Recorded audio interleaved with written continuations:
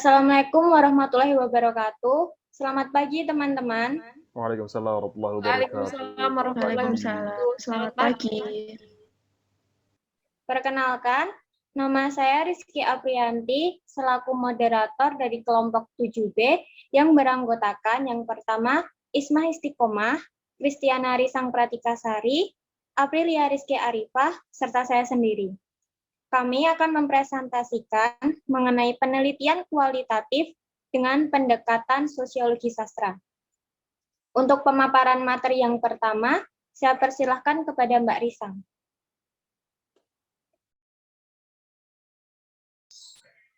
Ya, baik. Terima kasih. Selamat pagi, teman-teman.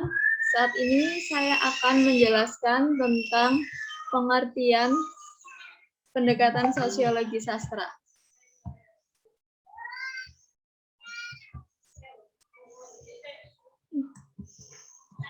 Menurut Damono tahun 1979, pendekatan sosiologi sastra merupakan pendekatan sastra yang mempertimbangkan sisi kemasyarakatan atau sosial dalam memahami dan menilai suatu karya. Kemudian menurut Belek dan Waren tahun 1956, pendekatan sosiologi sastra adalah pendekatan pada karya sastra yang mampu menghidupkan dan mempertahankan karya dalam masyarakat karena mempertimbangkan segi sosial, baik perubahan sosial, lembaga sosial, dan sebagainya. Dari kedua pengertian tersebut, maka diketahui bahwa pendekatan sosiologi sastra merupakan pendekatan sastra yang mempertimbangkan segi-segi sosial dalam pemahaman dan penilaiannya, sehingga karya tersebut dapat hidup dan bertahan dalam masyarakat. Objek yang dikaji dalam sosiologi sastra yaitu manusia dalam masyarakat beserta hubungannya dengan orang lain dan proses yang muncul di dalam masyarakat karena hubungan-hubungan tersebut. Dalam mengkaji objek, sosiologi dan sastra memiliki peran masing-masing. Sosiologi menelaah secara objektif dan ilmiah, sedangkan sastra menelaah secara subjektif dan personal. Karya sastra dalam perspektif sosiologi sastra dipandang sebagai produk masyarakat, sarana menggambarkan realitas dalam masyarakat, dokumen dari realitas sosial budaya dan politik dalam masyarakat pada masa tertentu. Kemudian akan dilanjutkan oleh Mbak Isma. Baik, terima kasih atas kesempatannya. Di sini saya akan melanjutkan presentasi mengenai objek dan langkah penelitian. Yang pertama yaitu objek penelitian. Objek yang dikaji dalam sosiologi sastra yaitu yang pertama manusia dalam masyarakat, yang kedua hubungan antara manusia, dan yang ketiga proses yang muncul di dalam masyarakat karena hubungan-hubungan tersebut. Selanjutnya yaitu langkah penelitian. Langkah-langkah pendekatan sosiologi sastra berdasarkan judul dan rumusan masalah yang dibuat yaitu yang pertama, menentukan teori yang akan digunakan, yang kedua, menentukan paradigma sosiologi yang akan digunakan, yang ketiga, mencari karya sastra yang akan dikaji, yang keempat, mencermati teks sastra yang dikaji, yang kelima, menganalisis aspek sosial dalam karya sastra tersebut, dan yang terakhir yaitu mengidentifikasi manfaat aspek sosial karya sastra dalam pembelajaran. Presentasi selanjutnya akan dilanjutkan oleh Rizky Aprianti. Baik, terima kasih. Yang selanjutnya adalah contoh judul dan rumusan masalah. Judul, aspek sosial dalam puisi tanpa judul karya Wiji Tukul dan pemanfaatannya dalam pembelajaran sastra di SMA. Rumusan masalah, yang pertama, bagaimana aspek sosial yang terdapat dalam puisi tanpa judul karya Wiji Tukul, dan yang kedua, bagaimana pemanfaatan aspek sosial dalam puisi tanpa judul pada pembelajaran sastra di SMA. Selanjutnya, dilanjutkan oleh Mbak April. Ya, baik. Selanjutnya yaitu analisis artikel dengan judul Cerminan Zaman dalam Puisi Tanpa Judul karya Wiji Tukul dalam kajian sosiologi sastra. Penulisnya yaitu Chandra Rahma Wijaya Putra, ada dalam jurnal Kembara volume 4 nomor 1 halaman 12 sampai 20. Kemudian yaitu latar belakang penelitian. Puisi Wiji Tukul banyak bertemakan suka duka masyarakat kecil. Penyair sering menyuarakan kesenjangan ekonomi akibat kebijakan politik ekonomi pemerintah Orde Baru. Hal inilah yang menjadi ciri khas karya-karya Wiji Tukul. Penelitian ini difokuskan pada isi, khususnya apa yang direkam pengarang melalui karyanya, yaitu puisi tanpa judul. Puisi ini ditulis pengarang saat berada di pengasingan di Pulau Kalimantan pada tahun 1996. Artinya, puisi ini menyimpan fakta-fakta sejarah di sekitar pengarang yang perlu diungkap. Hal ini sejalan dari konsep sosiologi sastra yang menempatkan karya sastra sebagai sebuah usaha untuk menciptakan kembali hubungan antara manusia dengan lingkungan sekitarnya. Sastra dikatakan sebagai media refleksi sosial. Karya sastra adalah dokumen sosial budaya yang dapat melihat suatu fenomena yang terjadi pada suatu masyarakat dan masa tertentu. Oleh karena itu, karya sastra juga dapat disebut sebagai cerminan zaman. Tujuannya ada dua, yaitu pertama, mengkaji makna puisi dari biji tukul yang akan dikaitkan dengan keterhubungannya dengan fenomena sosial, manusia dengan manusia, pengarangnya, dan segala permasalahan di sekitarnya. Yang kedua yaitu mengkaji keberadaan puisi biji tukul ini di tengah-tengah masyarakat yang melingkupinya. Selanjutnya yaitu metode penelitian. Penelitian ini menggunakan penelitian kualitatif deskriptif. Pendekatan yang digunakan yaitu sosiologi sastra. Sumber data penelitian adalah puisi biji tukul tanpa judul yang termuat dalam kumpulan puisi Para Jenderal Marah-Marah yang ditulis pada bulan Agustus tahun 1996. Data pada penelitian ini adalah kata atau frasa yang berkenaan dengan tujuan penelitian. Teknik pengumpulan data adalah dengan membaca saksama, memilah data, dan mencatat data yang digunakan. Teknik analisis data yaitu pemaknaan data secara harfiah. Pemaknaan data didasarkan pada komunikasi sastra dan budaya, serta penarikan kesimpulan. Kemudian yaitu hasil. Pengarang melalui karya sastra menjadi cerminan masyarakat. Begitu halnya dengan biji tukul melalui puisi-puisinya dengan lugas merekam permasalahan masyarakat sekitarnya. Hal ini dibuktikan dengan lirik-lirik dalam puisi yang memuat rekaman kehidupan masyarakat kalangan bawah atau tertindas, termasuk dirinya. Penggambaran masyarakat biasa dan penguasa menjadi dominan dalam puisinya. Dengan kelugasan, merekam peristiwa tersebut berimbas pada ketidaksukaan penguasa terhadap dirinya yang kemudian dirinya rela mengasingkan diri. Kondisi ini kemudian dituangkan dalam puisinya. Semakin menguatkan bahwa puisi biji tukul menjadi cermin zaman. Hal ini juga didasarkan pada referensi-referensi terkait yang menunjukkan validitasnya. Selanjutnya akan dilanjutkan oleh Mas Aldi. Ya, selanjutnya ada analisis artikel yang berjudul Novel Sirkus Pohon Karya Andrea Hirata sebagai materi ajar sastra SMP Sosiologi Sastra dan Nilai Pendidikan Karakter. Penulisnya M. Abdul Aziz dalam Jurnal Bahasa Sastra volume 7 nomor 2 halaman 14 sampai 21. Yang pertama ada analisa artikelnya yang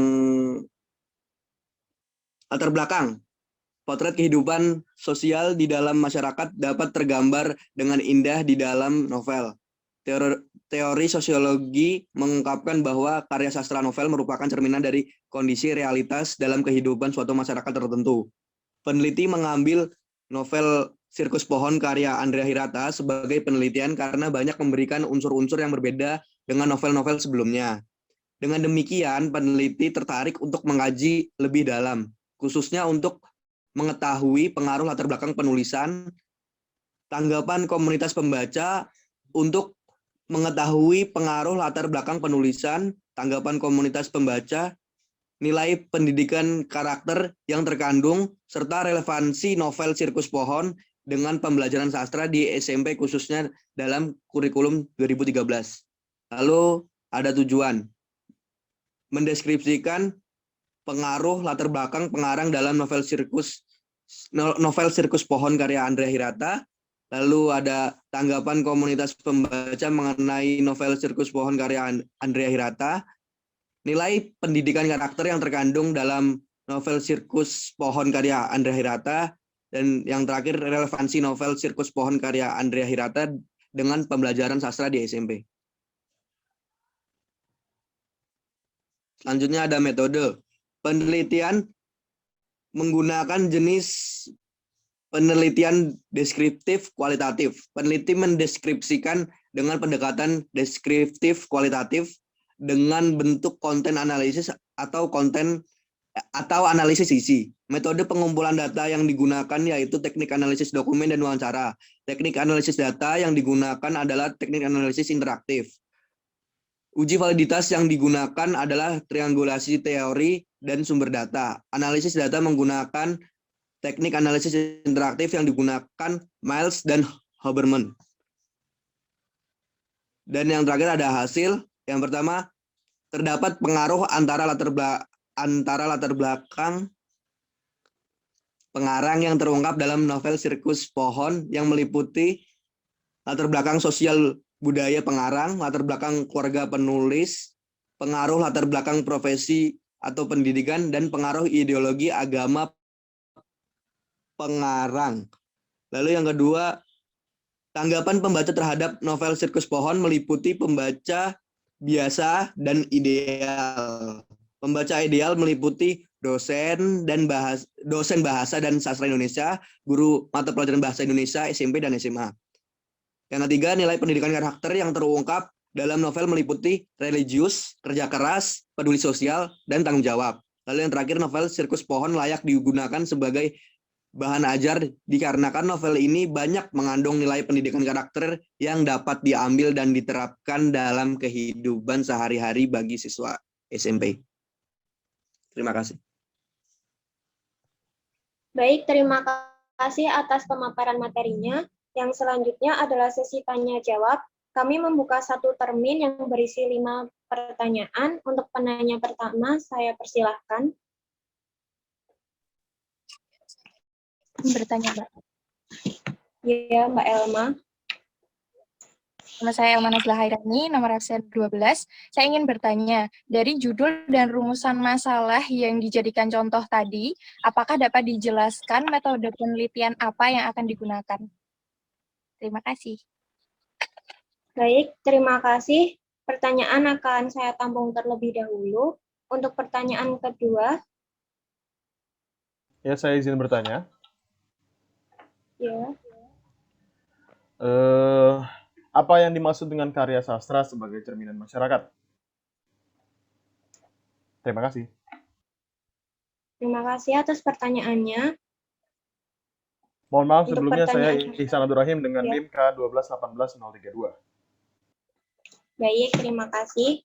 Untuk pertanyaan yang ketiga. Saya ingin bertanya, Ya. apakah atau apa saja pendekatan atau teori sosiologi sastra yang dapat digunakan dalam kajian sastra? Mohon dijelaskan. Baik, terima kasih. Ya, baik. Selanjutnya untuk pertanyaan yang keempat. Izin bertanya, nama Mutiara Anggun NIM K1218048. Saya izin bertanya, apakah metode dan pendekatan yang digunakan pada artikel uji tukul kajian sosiologi sastra sudah benar? Terima kasih. Baik, terima kasih atas pertanyaannya. Yang selanjutnya pertanyaan kelima atau yang terakhir. Saya izin bertanya. Saya Puji Rahayu, nomor presensi 27. Yang ingin saya tanyakan, apa kontribusi dari penelitian novel Sirkus Pohon karya Andrea Hirata ini? Terima kasih. Baik, terima kasih atas pertanyaannya. Untuk pertanyaan yang pertama, dari judul dan rumusan masalah yang telah dibuat, apakah dapat dijelaskan metode penelitian apa yang akan digunakan? Pertanyaan tersebut dari Mbak Elma dan akan dijawab oleh Mbak Risang. Silakan Mbak Risang. Ya baik, terima kasih atas kesempatannya. Saya Kristiana Risang, presensi 9 NIM K1218016 akan mencoba menjawab pertanyaan dari Mbak Elma, yaitu dari judul dan rumusan masalah yang telah dibuat, apakah dapat dijelaskan metode penelitian apa yang digunakan? Jadi, dari judul dan rumusan masalah tersebut, metode penelitian yang digunakan adalah penelitian kualitatif deskriptif dengan pendekatan sosiologi sastra. Sumber data yang digunakan adalah dokumen, yaitu Puisi Tanpa Judul karya Wiji Tukul, dengan analisis dokumen sebagai teknik pengumpulan data. Uji validitas data menggunakan triangulasi teori, dan teknik analisis data menggunakan model analisis mengalir. Apakah jawaban saya sudah menjawab pertanyaan Mbak Elma?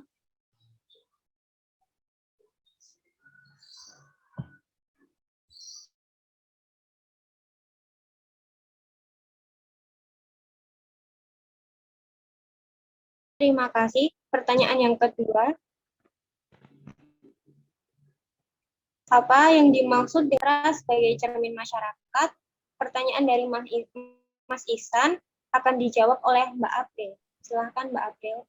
Saya Aprilia Rizky Arifah, NIM K1218008 akan menjawab pertanyaan dari Mas Ihsan. Apa maksud karya sastra sebagai cerminan zaman?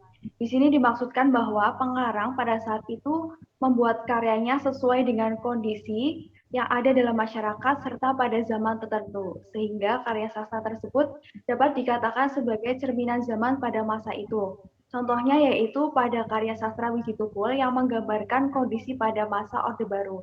Hal tersebut bahwa dapat dikatakan puisi-puisi karya Wiji Tukul tanpa judul itu menggambarkan kondisi pada masa Orde Baru. Seperti itu Mas Ihsan, apakah ada umpan balik? Tidak, terima kasih. Jawabannya sangat memuaskan. Ya, baik, terima kasih. Pertanyaan tersebut dari Mbak Melania yang akan dijawab oleh Mbak Isma. Silakan Mbak Isma.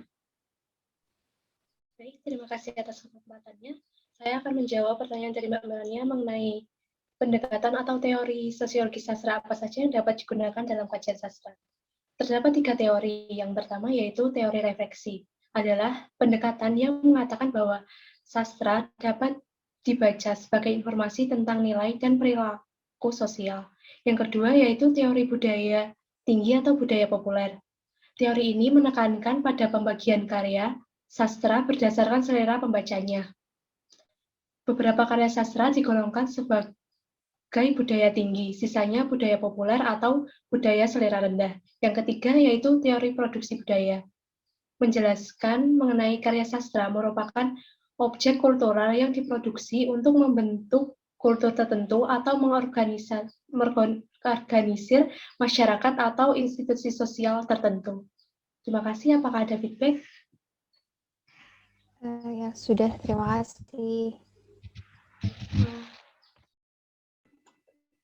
Baik, terima kasih. Selanjutnya pertanyaan keempat. Apakah metode yang digunakan pada artikel puisi tanpa judul karya Wiji Tukul sudah benar? Pertanyaan ini dijawab oleh saya sendiri. Nama saya Rizky Alfianti, NIM K1218064. Menurut saya, artikel tersebut sudah benar. Penelitian tersebut menggunakan metode kualitatif dengan pendekatan sosiologi sastra. Hal tersebut dikarenakan penelitian tersebut mengkaji makna dari puisi Wiji Tukul tanpa judul yang dikaitkan dengan keterhubungan dengan fenomena sosial, manusia, dan segala permasalahannya di sekitarnya, dan juga mengkaji mengenai keberadaan puisi Wiji Tukul di tengah-tengah masyarakat yang melingkupinya. Menurut saya itu sudah benar sesuai dengan teori mengenai pendekatan sosiologi sastra. Seperti itu Mbak Mutiara Anggun. Apakah ada feedback? Baiklah, terima kasih. Sudah cukup jelas, Mbak April. Terima kasih. Selanjutnya pertanyaan, apa kontribusi dari penelitian novel Sirkus Pohon karya Anda Hirata? Pertanyaan dari Mbak Puji yang akan dijawab oleh Mas Aldi. Silakan Mas Aldi. Ya, terima kasih pertanyaannya Mbak Puji. Kontribusi dari penelitian novel Sirkus Pohon karya Andrea Hirata yaitu mengungkapkan nilai pendidikan karakter yang berupa religius, kerja keras, peduli sosial, dan tanggung jawab yang dapat digunakan sebagai materi bahan ajar. Dan nilai pendidikan karakter tersebut juga dapat dijadikan implementasi dalam kehidupan sehari-hari bagi siswa SMP. Terima kasih. Apakah ada tanggapan atau umpan balik, Saudara Puji? Sudah, Mas Aldi, cukup. Terima kasih. Sama-sama.